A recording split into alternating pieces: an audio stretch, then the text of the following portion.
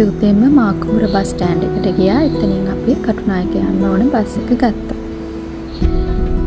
මේ බස් එකේ යන ගමන් බස් එකේ යද්දී අපේ ලගේජ් එක ටිකක් ලොකු වැඩි නිසා අපි දෙන්නට අමතරව ලගේජ් එකටත් එක්ක ටිකට් එකක් ගන්න ඕන.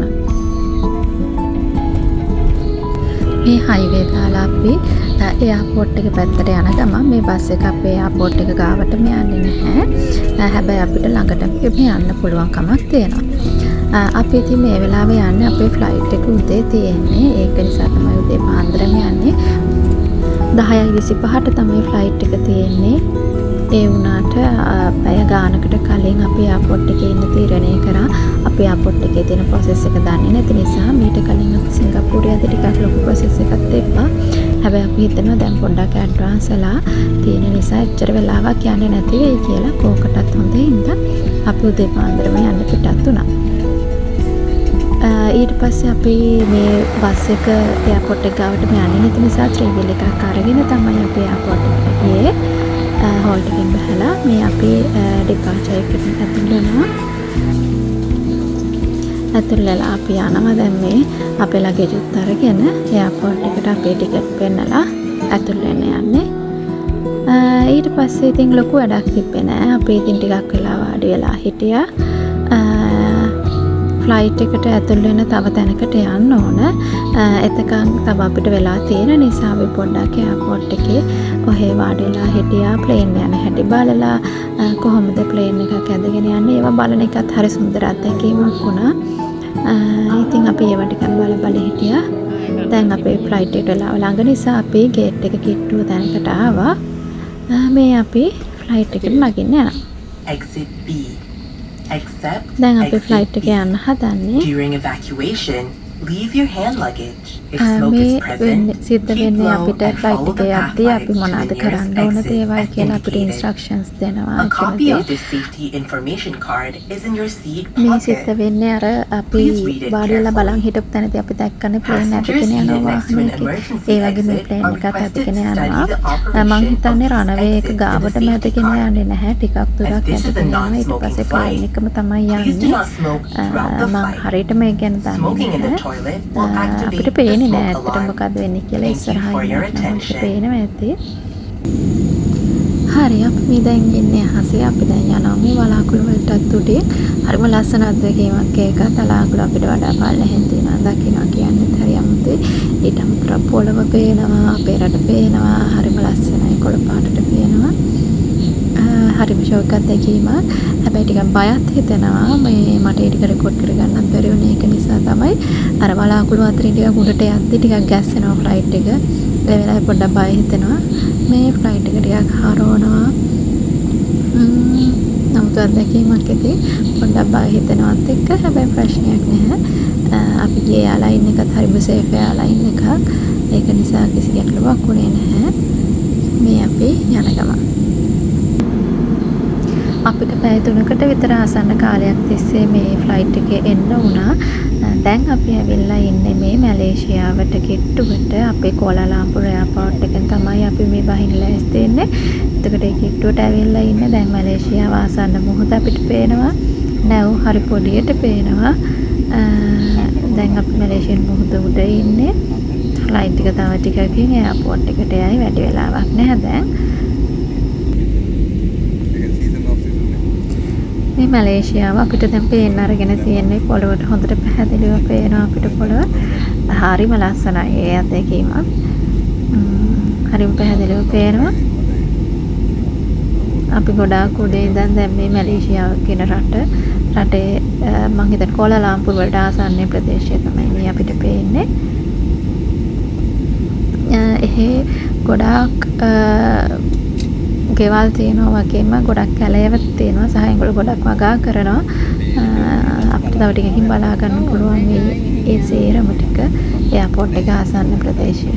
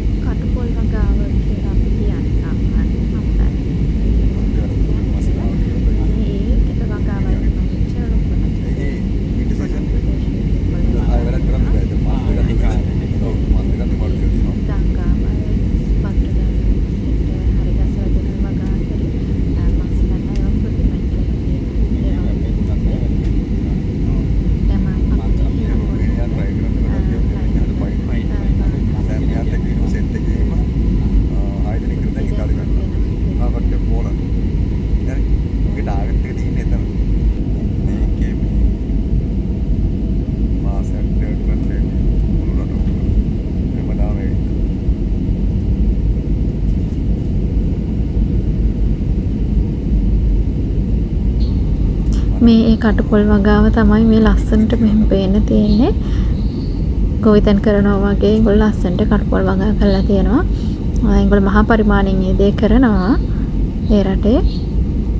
ඒ රටේ භූමි ප්‍රමාණය අපේ රටේට වඩා ගොඩාක් විශාලයි. ඒක නිසා ඒගොල්ලන්ට එහෙම වගා කරන්න ගොඩාක් ඉඩකඩ තියෙනවා. මිනිස්සු නැති ප්‍රදේශ ඕන තරම් තියෙනවා ඒ වගාවන් කරගෙන යන්න. දැන් ඔයගලන්ට තේරෙනවා ඇති, පේනවා ඇති ගොඩාක් අපි පොළොවට ළඟින් ඉන්නේ. දැන් මේ අපි රණවේකට යන ගමන් පොඩි ගැස්සීමක් එනවා රණවේගේ රෝද ගැටෙනකොට. කොච්චර වේගයෙන් අහසේ ආවද කියලා හිතා ගන්න පුළුවන්. ඇති මේ යන වේගය දැක්කම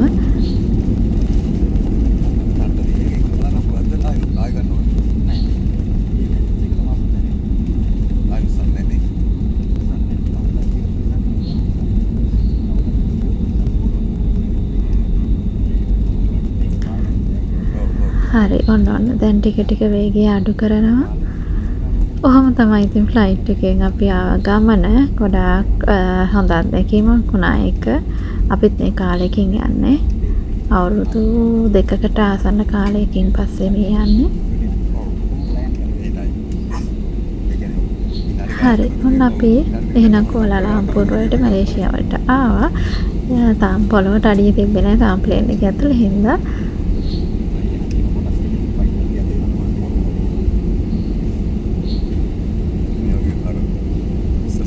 අපි මේ ෆ්ලයිට් එකේ මෙහෙම ආවට අපිට කෙලින්ම කුලාලම්පුර අපි යන්නේ නැහැ. අපිට යන්න තියෙනවා ලංකාවේ කියලා මැලේසියා වලටම අයත් දූපතක් තියෙනවා. ඉතින් අපි කුලාලම්පුර වලින් ආයේ ෆ්ලයිට් එකක් ගන්නවා. ඒ ෆ්ලයිට් එකේ තියෙන තව පැය 4ක විතර ගැප් එකක් තියෙන. ඉතින් අපි ඒක නිසා ඒ වෙලාවෙ තුලත් ඉක්මනට ඒ ෆ්ලයිට් එකට බෝඩ් වෙන්න ඕන තැනට අවශ්‍ය කරන ඩොකියුමන්ට්ස් පෙන්නලා ලගේජස් බාර දීලා එහෙම යන්න ඕන. ඒක නිසා අපි ඒ වැඩ ටික කරන්න ලෑස්ති වෙන්න ඕන. ඒක නිසා අපි මේ ෆ්ලයිට් එකෙන් බහැපු ගමන් ඒ වැඩේට යනවා. ඊළඟට ඒ ෆ්ලයිට් එකට නගින්න යනවා. කොහොම හරි අපි ලංකාවේ වලට යනකොට රැ වෙනවා. එතකොට අද දවසම අපි ඇත්තටම ෆ්ලයි කරන එක තමයි කරන්නේ. ඒ නිසා තමයි අපි උදේ ෆ්ලයිට් එකක් වෙන් කරගෙන කුලාලම්පුර වලට ආවේ. එතනින් තමයි ලංකාවේ වලට යන්න ඕන ෆ්ලයිට් එක ගන්න තියෙන්නේ. ඉතින් ලංකාවේ එයාපෝට් එකට ගිහිල්ලා එතනින් පස්සේ හොටෙල් එකට යන්න ඕන. ඒ ටිකක් බලමු අපි තව ටිකකින්.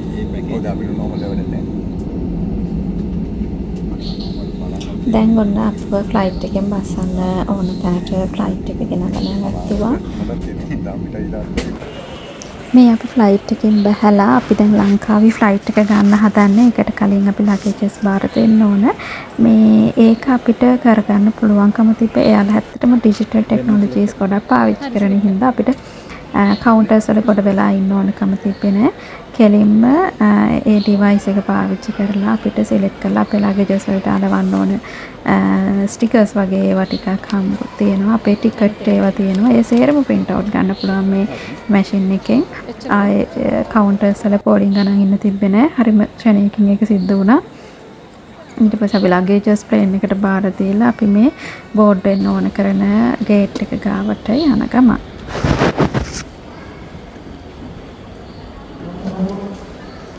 මෙතනින් එහාට අපිට අරන් යන්න පුළුවන් හෑන්ඩ් ලගේජ් එක විතරයි. මේ අරන් යන හෑන්ඩ් ලගේජ් එක ඒක හරියට අපි යනවා ප්ලේන් එකට නගින්න. මේ අපි දෙන්න යන්න හදන්නේ මේ එයාපෝට් එක ඇතුලේ අපිට යන්න එස්කලේටර් වගේ ඒවල් තිබ්බා. අපේ ප්ලේන් එකට නගින තැනට අපි ඇතුළු වුණා. එතන ටිකක් වෙලා වාඩි වෙලා ඉන්න තියෙනවා. හරිම සීතලයි. ඉතින් එතන අපි ෆ්ලයිට් එකට නැග්ගා. ඒකත් හරිම සීතලයි. ඒක වැඩි. ලංකාවේ වලට යන්න පැයක් විතර තමයි ෆ්ලයි කරන්න තියෙන්නේ. හැබැයි වැඩේ කියන්නේ දැන් ටික රෑ වෙලා වැස්සකුත් තියෙනවා. ඊයස ලොකු AC එකකුත් ඇතුලේ තියෙනවා. හරිම සීතලයි. උගල කල්පනා කරනවා ඉතින් අපි දවසම යනවා විතරයි කන්නේ බොන්නේ නැද්ද කියලා නෑ. අපේ ෆ්ලයිට් එකෙන් අපි කෑම දාලා තිබ්බේ. අපි කලින් ෆ්ලයිට් එකේදීත් කෑම අපි බ්‍රේක්ෆාස්ට් ගත්තේ ෆ්ලයිට් එකේ. ඒකේ බ්‍රේක්ෆාස්ට් කිව්වට ටිකක් ලොකු කෑමක්. ඊට පස්සේ අපි එයාපෝට් එකේ කුලාලම්පුර වල එයාපෝට් එකේ නම් බීමක් විතරයි ගත්තේ. ඒක ප්‍රමාණවත් වුණා අපිට. තාක්ෂණය පාවිච්චි කරලා තියෙන ඉඳ හරිම ලේසි වුණා අපිට වැඩේ ඉක්මනට කරගන්න. ඒක නිසා අපිට වෙලාවක් තිබ්බ පොඩි ඩ්‍රින්ක් එකක් බීලා එන්න. ඉතින් මේ අපි කොලාලම්පුර අතරලා දාලා ලංකාව වලට යනවා. මේ දැන් යන්න හදන්නේ. රෑ අහසේ කොහොමද මැලේසියාව පේන්නේ කියලා අපි බලමු. ලයිට් කොට තියෙනවා. ඒ රට ඇත්තටම විදුලිය කියන දේිනුත් සම්පූර්ණයෙන් ඒගොල්ලන්ට සපය ගන්න හැකියාව තියෙන රටක් අපි රටට සාපේක්ෂව. මොකද ඒගොල්ලන්ට ඉන්ධන තියෙන රටක්. ඒක නිසා ඒ අවශ්‍යතාවය සම්පූර්ණ කරගන්න පුළුවන් ඒ රටට. හරි. දැන් ඉතින් මේ අපි යන්න හදන්නේ කොලාලම්පුර අතරලා ලංකාවේ බලන්න. පුරුදු විදිහටම අර රනවේ එකට ප්ලේන් එක යනවා. ඊට පස්සේ රනවේ එකේ තමයි වේගෙන් යන්න ගන්නේ. තාම මේ යනවා. ඔයගලන්ට දැනගවත් දන්නේ මේ දැන් මේ රනවේ එකේ වේගෙන් යනවා ප්ලේන් එක. හරිම වේගෙන් යන්නේ. මේ වැස්සත් එක්ක උගලන්ට පේන්නේ මේ වැස්ස කෙලින් වැටෙන වැහි බින්දු පොළොවට සමාන්තරව තමයි යන්නේ මේ වීදුර දිගේ. එච්චර වේගකින් යන්නේ.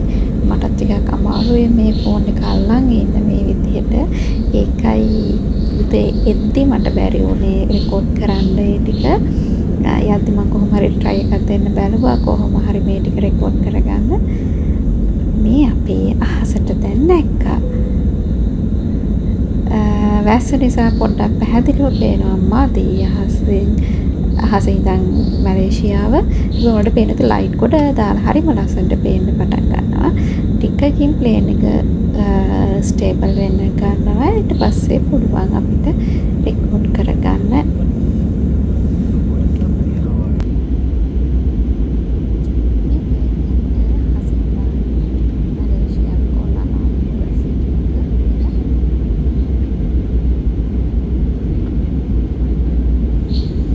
ඒ අහසේ ඉඳන් පොළොව පේන ඒ ලස්සන දර්ශනය ටිකක් වැඩිපුර වෙලා දකින්න ආස වෙයි කියලා හිතලා මම ටිකක් වැඩිපුර මේ වීඩියෝ එකේ කර රෙකෝඩ් දෙන්න තියලා තිබ්බා.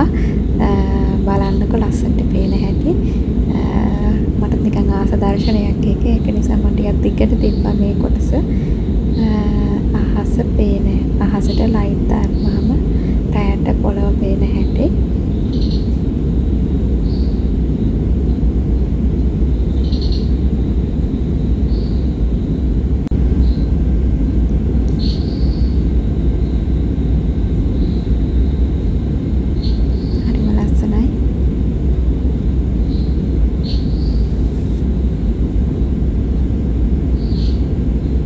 හිතනවා ඇති මේ එකම තැන හිමින් යනවා කියලා නෑ. මේගොල්ලෝ කොහොම එකකින් යන්නේ අපි එකම තැන කියලා දැනනට. දැන් මේ හරවලා යන්න හදන්නේ ලංකාවේ පැත්තට.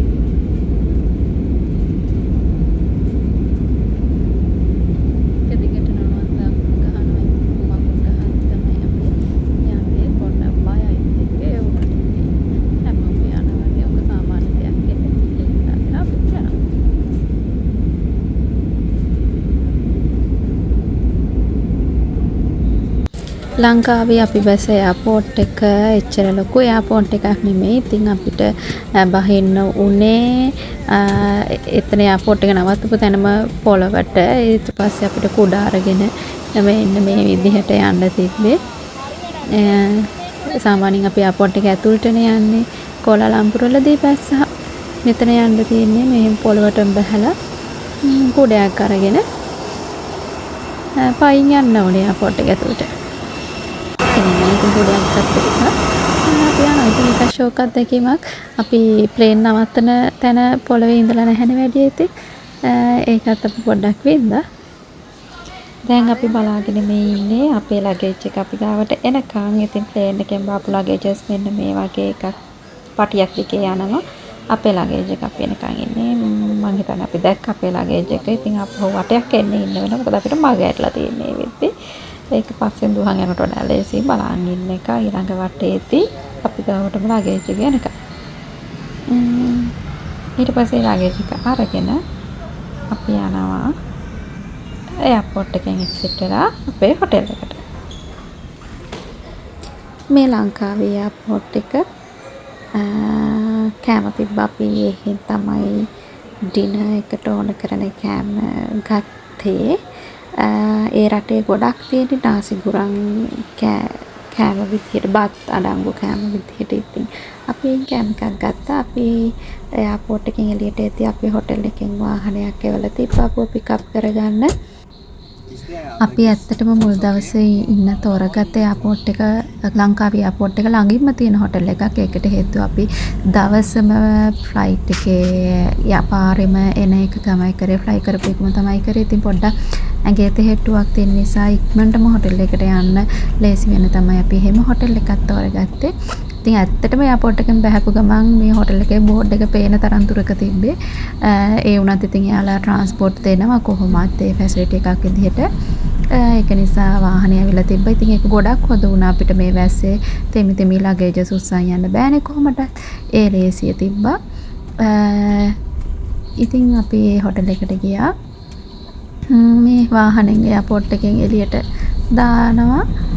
මේ හොටෙල් එකේ අතට යනවා. ඉතින් හරිම ගොඩක් ළඟින් තිබ්බේ එයාපෝට් එකේ ඉඳන් මේ හොටෙල් එකට දුර. අපි දෙන්න විතරයි. ඉතින් ඒගොල්ලන්ට අද පිකප් කරගන්න තිබ්බේ. උන්ට ලොකු වෑන් එකක් ඉවලා තිබ්බා. ඒගොල්ලෝ කොහොමද ඒ වෑන් වෙන්නේ නැති පාවිච්චි කරන්නේ. මේ අපි ඒ හොටෙල් එක ඇතුළට ආවා. ටිකක් මං හිතුවට වඩා ටිකක් සෑහෙන්න ලොකු හොටෙල් එකක් ඒක. මම දන්නේ ඉතින් ඇත්තටම හස්බන්ඩ් තමයි මේවා බුක් කරන්නේ සේරම කරේ. ඇත්තටම මෙයා සෑහෙන මහන්සියක් වුණා ඒ සම්බන්ධයෙන්.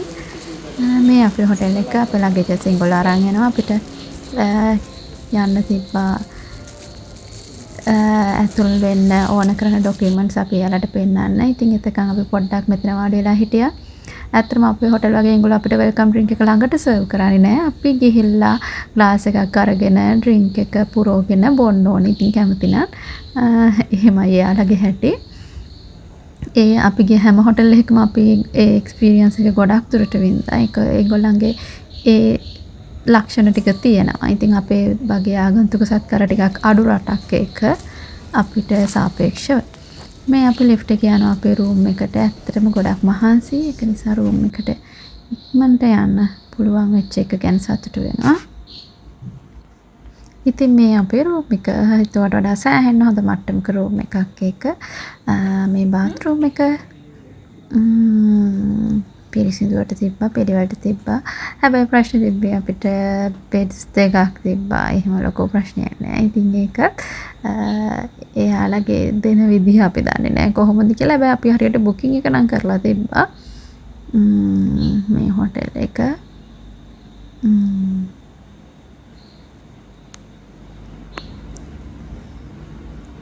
මේ අපි දෙන්නත් ඉන්නවා. තාම මහන්සි පිට ඉන්නේ. ඉතින් ඒ ආස්සේ තමයි මට හිතුනේ රූම් ටුවර් එකක් පොඩ්ඩක් කරලා පෙන්නන්න ඕනේ කියලා. මේ හොටෙල් එකෙන් අපේ හොටෙල් රූම් එකට හොටෙල් එකේ එළිය පේන හැටි. ඉතින් අපිට මේ පූල් එක පාවිච්චි කරන්න වෙන්නේ නැහැ. මොකද අපි ඊළඟ දවසේ පොඩි රවුමක් ගහන්න හිතන් ඉන්නවා. ඊට පස්සේ වෙන හොටෙල් එකකට යනවා. නැත්තම් හරි ලස්සනයි මේ හොටෙල් එකත්. ෂෝක් විදිහට එකක් තියෙනවා. ඒකට ඉතින් අපිට වැඩි වෙලා නැදෙන්නේ අද රෑ විතරමයි අපි මේ හොටෙල් එකේ ඉන්නේ. ඉතින් එහෙනම් අපේ මැලේසියා ටුවර් එකේ පළවෙනි දවසේ අත්දැකීම ඔන්න ඔහමයි. Thank you.